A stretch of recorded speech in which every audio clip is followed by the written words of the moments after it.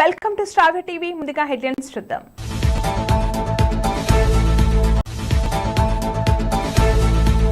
స్థానిక సంస్థల ఎన్నికల్లో గెలుపే లక్ష్యంగా పనిచేయాలి బీజేపీ రాష్ట్ర అధ్యక్షులు రామచంద్రరావు.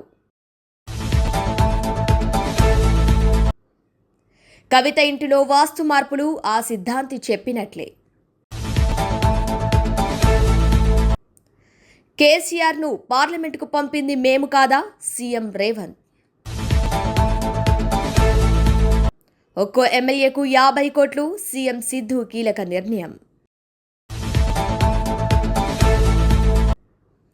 మంత్రుల ఫోన్లను రేవంత్ ట్యాప్ చేస్తున్నారు కేటీఆర్. మల్లాడు రెస్టారెంట్ డ్రగ్ కేసులో పబ్ యజమానులకు షాక్. కేసీఆర్ను పార్లమెంటుకు పంపింది తాము కాదా అని నిలదీశారు సీఎం రేవంత్ రెడ్డి. కేసీఆర్కు మేము అన్నం పెడితే మాకు సున్నం పెట్టారు. ప్రజాపాలన చూస్తే కేసీఆర్కు ఎందుకు దుఃఖం వస్తుంది? ఎస్సీ వర్గీకరణ చేసినందుకు దుఃఖం వచ్చిందా? కేసీఆర్ మనవళ్లతో పాటు మాదిగ పిల్లలు చదువుకుంటున్నందుకు దుఃఖం వస్తుందా? పాలమూరు రంగారెడ్డి ప్రాజెక్టుకు కేసీఆర్ ఏం చేశారని సీఎం రేవంత్ నిలదీశారు.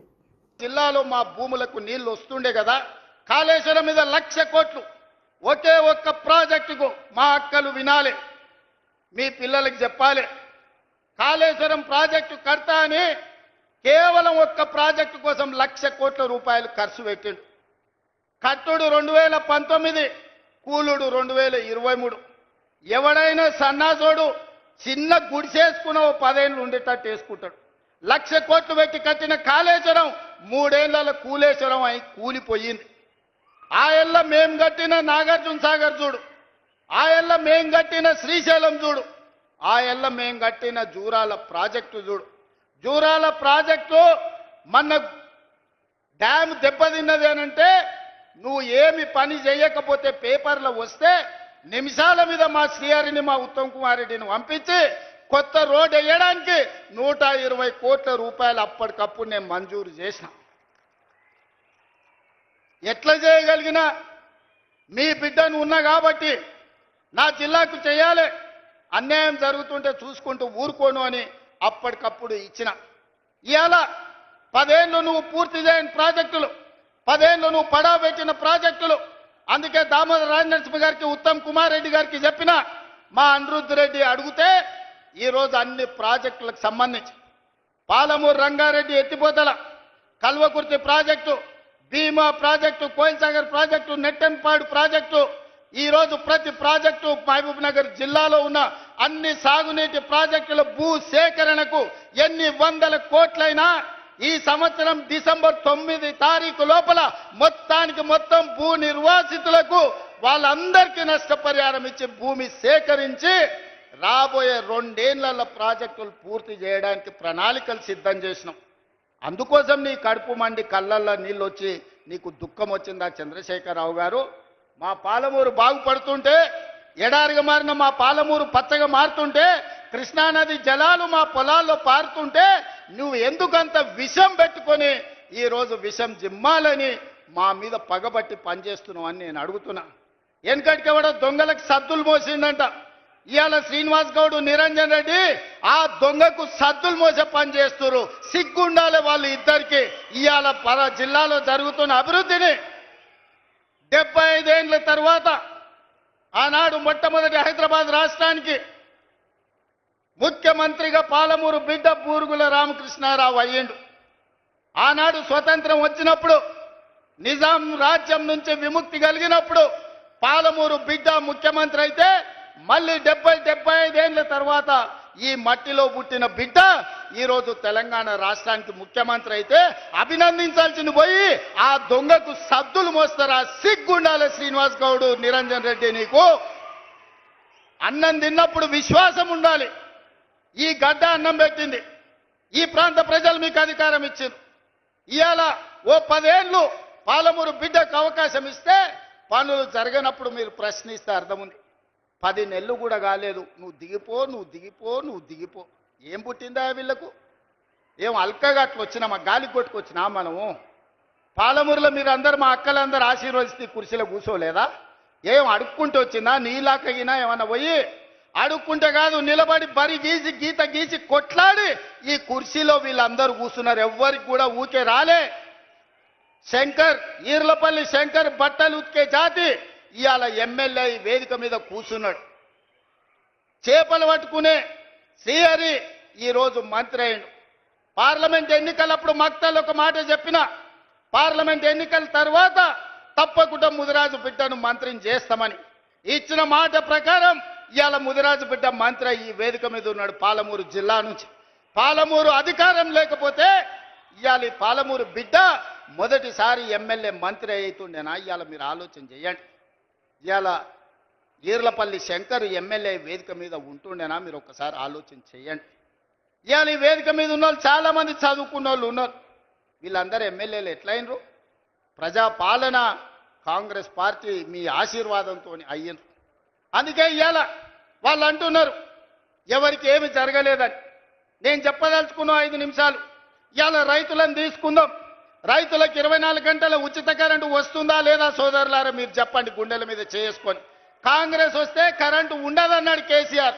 ఇవాళ వ్యవసాయ పొలాలల్లా ఇవాళ కరెంటు మేము ఇస్తున్నాం. 18 నెలల ఉచిత కరెంటు ఎవరు మొదలు పెట్టిండ్రా? ఆనాడు 2004 ఎల్పీ స్టేడియంలో రాజశేఖర్ రెడ్డి గారు మొట్టమొదటి సంతకం శిలాశాసనంగా సోనియా గాంధీ గారి సమక్షంలో ఆనాడు రైతులకు ఉచిత కరెంటు ఇస్తామని చెప్పి సంతకం పెట్టి 1300 కోట్ల రూపాయల బిల్లులు, అక్రమ కేసులు రైతుల మీద ఉంటే అన్నిటిని రద్దు చేసింది కాంగ్రెస్ పార్టీ కాదా? ఉచిత కరెంట్ అంటేనే కాంగ్రెస్ అంటేనే ఉచిత కరెంటు. ప్రజలకు ఇచ్చింది మేము, కొనసాగించింది మీరు. తాతకు దగ్గు నేర్పినట్టు కాంగ్రెస్ వాళ్ళకు ఉచిత కరెంటు గురించి చంద్రశేఖరరావు చెప్పనిక పోతాడు. ఇవాళ ఉచిత కరెంటు అమలు జరుగుతుంది కదా. ఆనాడు మీరు ఒరేసుకుంటే ఉరి అన్నారు. ఒరేసుకుంటే చివరి గింజ వరకు కొంటాం, చివరి గింజ వరకు గిట్టుబాటు ధర ఇవ్వడమే కాదు 500 రూపాయల బోనస్ ఇస్తామని ఇవాళ కృష్ణారావు గారు చెప్పినట్టు ఎకరకి 25 క్వింటాలు 30 క్వింటాలు వండిస్తే 500 లెక్క కట్టి దాదాపు 15,000 రూపాయల బోనస్ ఇవాళ రైతుల ఖాతాలో వేస్తున్నాం. ఈ దేశంలోనే ఒక్క సంవత్సరంలో 2,85,00,000 మెట్రిక్ టన్నులు ఇవాళ ఒట్లు పండించి దేశంలోనే నెంబర్ 1 వరి పండించడంలో తెలంగాణ ఉంటే 500 రూపాయల బోనస్ ఇచ్చి ఇవాళ మేము కొనుక్కుంటున్నాం. ఇవాళ రైతు బీమా, రైతు రుణమాఫీ 2 లక్షల రూపాయల రుణమాఫీ చేస్తామని చెప్పి ఎన్నికల తర్వాత 25,55,968 కుటుంబాలకు 21,000 కోట్ల రూపాయల 2 లక్షల రూపాయల రుణమాఫీ మొదటి సంవత్సరంలోనే చేసి చూపించిన ఘనత కాంగ్రెస్ పార్టీది. నువ్వు లక్షిస్తాన్నావు, 4 విడతలన్నావు. 4 విడతల సంగతి దేవుడెరుగు. అసలు కంటే మిత్తి ఎక్కువై నెత్తి మీద అప్పై చేతుల సిప్పొచ్చింది రైతులకు. నువ్వు ఇచ్చిన 1,00,000 రూపాయల రుణమాఫీ 4 తెరలుగా మారింది. రెండోసారి అదే మోసం చేసినావు. నువ్వు 2 సార్లు కలిపి 10 ఏళ్లల్లా నువ్వు ఇచ్చింది లెక్క కడితే మిత్తి ఓను 16,000 కోట్ల రూపాయలు ఇస్తే మొదటి సంవత్సరంలోనే 21,000 కోట్ల రూపాయలు రైతుల ఖాతా వేసి రైతుల రుణం తీరడమే కాదు, రైతుల రుణం మేము తీర్చుకున్నాం. రైతులు బ్యాంకుకు రుణం తీర్చుకుంటే కాంగ్రెస్ పార్టీ ప్రజా పాలన రైతులు ఆశీర్వదించినందుకు వాళ్ళ రుణం మేం తీర్చుకున్నాం. నిన్నగాక మొన్న లెక్కగట్టి 9 రోజుల్లో రైతు భరోసా పథకం కింద 9,000 కోట్ల రూపాయలు ఎతికి మరి ప్రతి ఒక్కరి ఖాతాల 9 రోజుల్లో 9,000 కోట్ల రూపాయలు ఈరోజు రైతు భరోసా పథకం కింద రైతులకు ఇచ్చింది మేం కాదా? ఇవాళ పామాయిల్ వేస్తే ప్రోత్సహించింది మేం కాదా? ఇవాళ రైతులను ఆదుకుంటున్న ప్రభుత్వం మాది కాదా? ఇవాళ ఏ రైతు కష్టాలలో ఉన్నా ఆ రైతులను ఆదుకునే ప్రయత్నం మా ప్రభుత్వం చేస్తలేదా? ఇవాళ మూలన తండాలలో, గూడాలలో, మారుమూల పల్లెల్లో ఉన్న రైతుల సమస్యలు పరిష్కరించడానికి నిరంతరం మా ఎమ్మెల్యేలు, మా మంత్రులు, మా ప్రభుత్వ యంత్రాంగం ఈరోజు ప్రజలకి వెళ్ళి రైతులను ఆదుకునే ప్రయత్నం చేస్తున్నాం.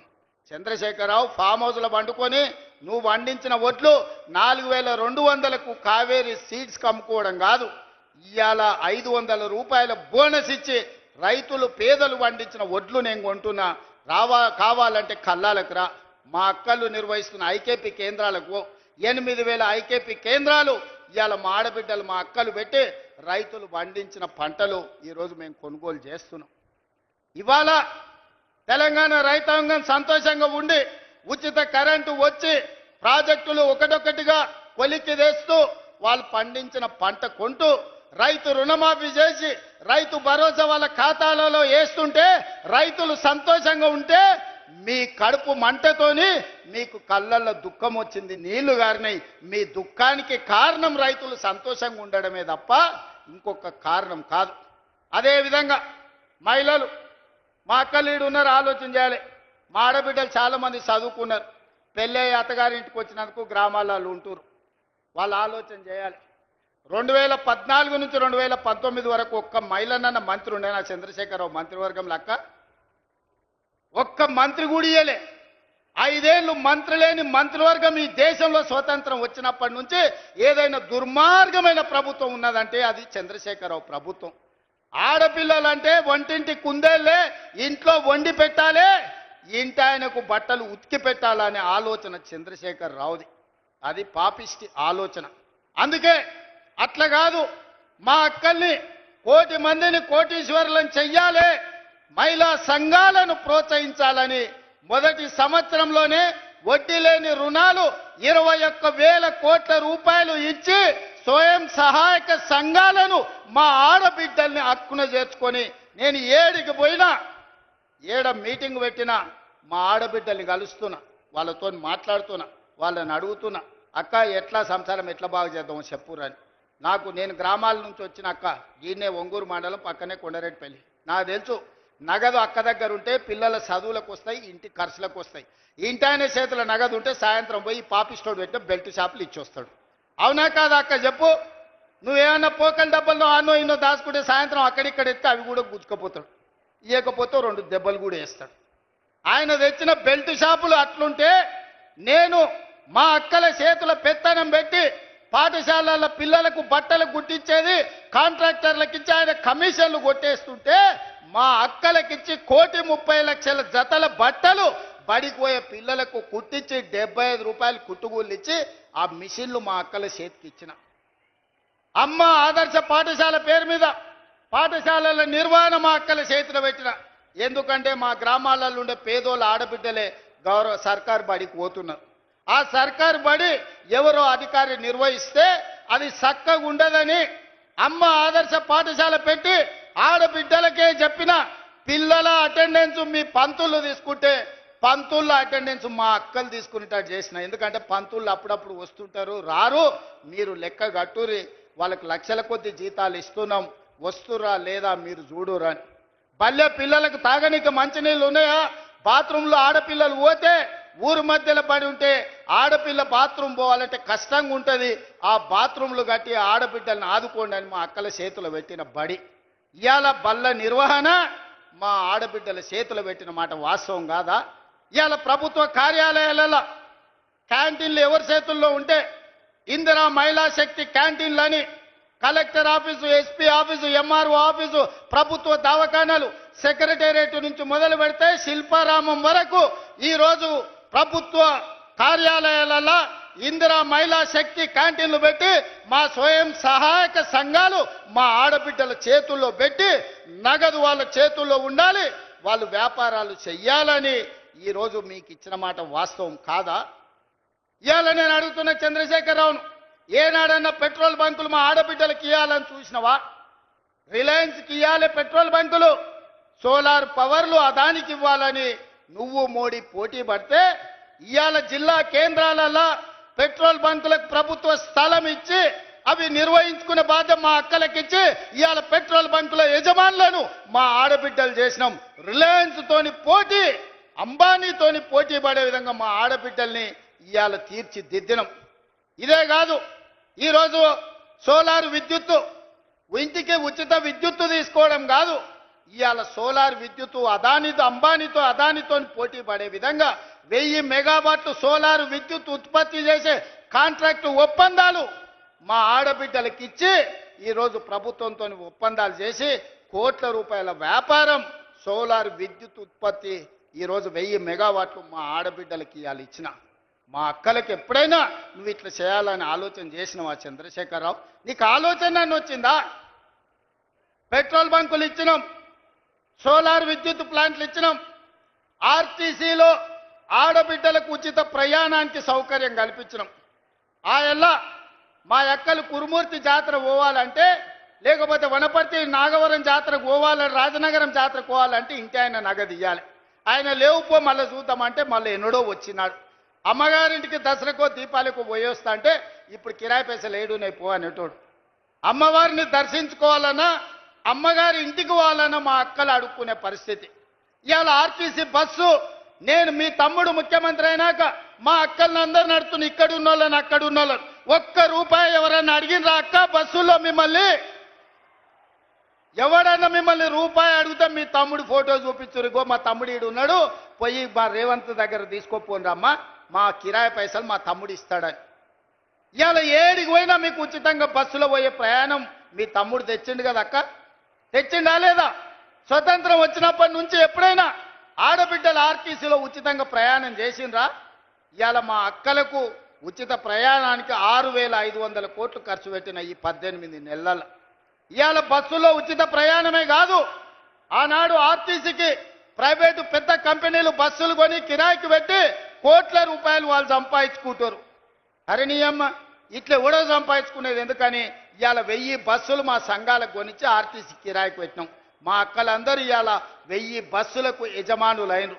ఉచితంగా బస్సు ప్రయాణం కాదు, 1000 బస్సులకు యజమానులై ఈ బస్సులు మావి అని మా ఆడబిడ్డలు ధైర్యంగా గుండె మీద చేసుకొని చెప్పేటట్టు ఇవాళ తీర్చిదిద్దిన మా అక్కల కోసం నేను కష్టపడుతున్నాను. ఎందుకంటే ఇంట్లో అక్క కష్టం నాకు తెలుసు. అదేవిధంగా చంద్రశేఖరరావు ఆయన కొడుకు సెల్ఫీలు దిగుతారు, సెల్ఫీ డబ్బాలు కొడతారు. ఏడా కాంగ్రెస్ కట్టిన శిల్పారామం దగ్గర ఐటీ కంపెనీలు తెచ్చినా భూములు ఇచ్చినా అంటాడు. నువ్వు ఐటీ కంపెనీలు తెచ్చి భూములు ఇచ్చినవో లేదో కానీ మా ఇందిరా మహిళా శక్తికి 100 కోట్ల రూపాయల భూమి హైటెక్ సిటీ పక్కన శిల్పారామాన్ని ఆనుకొని ఎకరాల కొద్ది భూమి ఇచ్చి 150 షాపులు తెరిపించి గ్రామాలల్లా, తండాలల్లా, గూడాలల్లా మా ఆడబిడ్డలు తయారు చేసిన వస్తువులు, తిను బండారాలు ఇవాళ శిల్పారామం పక్కన ఈరోజు ప్రదర్శన పెట్టి ప్రపంచంతోనే మా ఆడబిడ్డలు పోటీ పడుతున్నారు. మా అక్కలు మా చెల్లెళ్ళు తయారు చేసిన ఉత్పత్తి వస్తువులను భారత్ సమ్మిట్ ద్వారా 108 దేశాల నుంచి దిగ్గజాలను పిలిపిస్తే అక్కడికి వచ్చి మా అక్కలు చేసిన పనులను అన్ని చూసారు. ఇదే కాదు, మొన్న జరిగిన ప్రపంచ సుందరి పోటీలు జరిగినాయి. ప్రపంచంలోనే సుందర పోటీలు హైదరాబాద్లో జరిగితే 118 దేశాల నుంచి వచ్చిన వాళ్ళు అక్కడ స్టాల్స్, ఇందిరా మహిళా శక్తి స్టాల్స్ మా అక్కలు నిర్వహిస్తుంటే అక్కడికి వచ్చి 3 గంటలు ఉండి మా అక్కలు వ్యాపారం ఎట్లా చేస్తుర్రో, మా అక్కలు వస్తువులు ఎట్లా ఉత్పత్తి చేస్తుర్రో ప్రపంచ దేశాల నుంచి వచ్చి చూసి మా అక్కల నుంచి నేర్చుకొని పోయినరు. ఎన్నడన్నా చంద్రశేఖరరావు నువ్వు ఆలోచన చేసినావా? నీ బిడ్డకు బంజారాహిల్స్లో బంగ్లా కట్టాలనుకున్నావు, నీ కొడుకు జన్వాడలో ఫామ్ హౌస్ కట్టియాలనుకున్నావు, కానీ మా ఆడబిడ్డలకు హైటెక్ సిటీ పక్కన వ్యాపారం చేసుకోవడానికి నువ్వు ఏదైనా ఒక గుంట భూమైనా, ఒక గజం భూమైనా ఇవ్వాలనుకున్నావా? 3.5 ఎకరాలు నేను 100 కోట్ల రూపాయల భూమి మా అక్కలకిచ్చి 150 షాపులు కట్టి వాళ్ళు ఉత్పత్తి చేసే వస్తువులను అక్కడ ప్రపంచ దేశాలకు ఎగుమతి చేసే విధంగా ఇవాళ మా అక్కలను తీర్చిదిద్దే ప్రయత్నం చేస్తున్నా. అందుకే నేను చెప్పిన నా జీవిత లక్ష్యం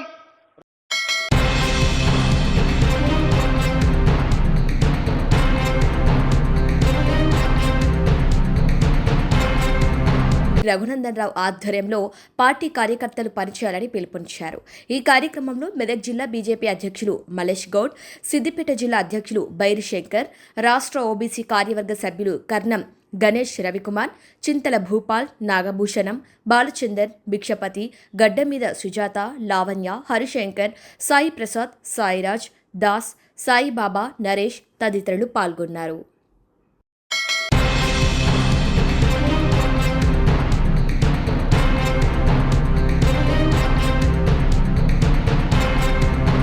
హైదరాబాద్ మల్నాడు డ్రగ్ పార్టీ కేసులో పబ్ యజమానులకు ఎదురుదెబ్బ తగిలింది. ఈగల్ టీం విచారణలో 3 పబ్బుల యజమానులు సూర్యతో కలిసి డ్రగ్ పార్టీలు నిర్వహించినట్టు తేలింది. వాక్ కోరా, బ్రాడ్వే, క్వాక్ పబ్ యజమానులపై కేసులు నమోదయ్యాయి. ఇక ఎఫ్ఐఆర్ రద్దు చేయాలన్న వారి అభ్యర్థనను హైకోర్టు తిరస్కరించింది.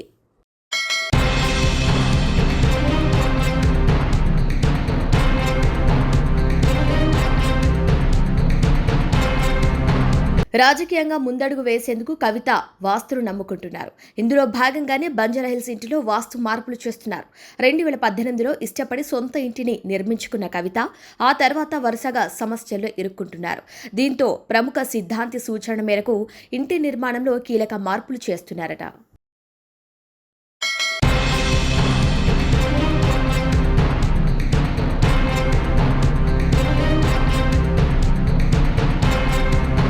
కర్ణాటక ముఖ్యమంత్రి సిద్ధరామయ్య కీలక నిర్ణయం తీసుకున్నారు. అభివృద్ధి పనుల నిమిత్తం ఒక్కో ఎమ్మెల్యేకు 50 కోట్ల గ్రాంట్ విడుదల చేసేందుకు ఆమోదం తెలిపారు. పార్టీలో అంతర్గతంగా జరిగిన సుదీర్ఘ చర్చల అనంతరం ఈ మొత్తాన్ని ఇచ్చేందుకు సీఎం అంగీకరించారు. తమ నియోజకవర్గాల్లో అభివృద్ధి పనుల కోసం నిధులు సరిపోవటం లేదని కర్ణాటక పార్టీ ఇన్ఛార్జ్ రణదీప్ సుర్జేవాలా వద్ద ఇటీవలే ఎమ్మెల్యేలు మొరపెట్టుకున్నారు. బెంగళూరులోని పార్టీ ఆఫీసులో విడివిడిగా ఒక్కో ఎమ్మెల్యే ఆయనతో మాట్లాడారు. నిధుల జాప్యంతో పట్టణ, గ్రామీణ ప్రాంతాల్లో కీలకమైన ప్రాజెక్టులు కుంటుపడుతున్నాయని చెప్పారు. ఈ విషయాన్ని Surjewala CM, deputy CM DK Shivakumar దృష్టికి తీసుకువెళ్లినట్టు తెలుస్తోంది. దీనిపై అంతర్గతంగా జరిగిన చర్చ అనంతరం చాలా కాలం పెండింగ్లో ఉన్న కేటాయింపుల విడుదలకు ముఖ్యమంత్రి అంగీకరించారు. దీంతో ప్రతి ఎమ్మెల్యే 50 కోట్ల గ్రాంట్ను పొందనున్నారు. ఇక ఇదిలా ఉంటే నిధుల విడుదలలో జాప్యంపై ఎమ్మెల్యేలో కొద్ది కాలంగా తీవ్ర అసహనం నెలకొంది. ఈ విషయమై గత నెల కాగ్వాడ్ ఎమ్మెల్యే రాజు కగే సొంత ప్రభుత్వంపై బహిరంగంగానే అసహనం వ్యక్తం చేశారు. రాష్ట్రంలో అభివృద్ధి పనులు ముందుకు సాగటం లేదని, ఈ వైఫల్యంపై తాను నిరాశ చెందారని విమర్శలు చేశారు. అలాగే రాజీనామాకు సిద్ధపడ్డారు. ఈ క్రమంలోనే తాజా నిర్ణయం వెలువడింది.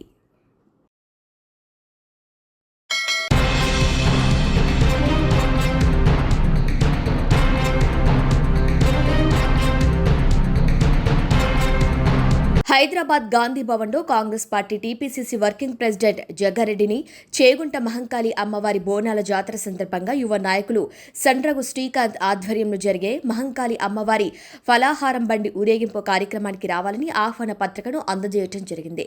ఈ కార్యక్రమంలో దుబ్బాక నియోజకవర్గం కాంగ్రెస్ పార్టీ ఇన్ఛార్జ్ సిహెచ్ శ్రీనివాస్ రెడ్డి, దుబ్బాక నియోజకవర్గం కాంగ్రెస్ పార్టీ కోఆర్డినేటర్ చెరకు విజయరెడ్డి, కాశపోయిన భాస్కర్, అంకన్నగారి సాయికుమార్, తాడెం వెంగళరావు, కోమటిరెడ్డి పద్మారెడ్డి పాల్గొనడం జరిగింది.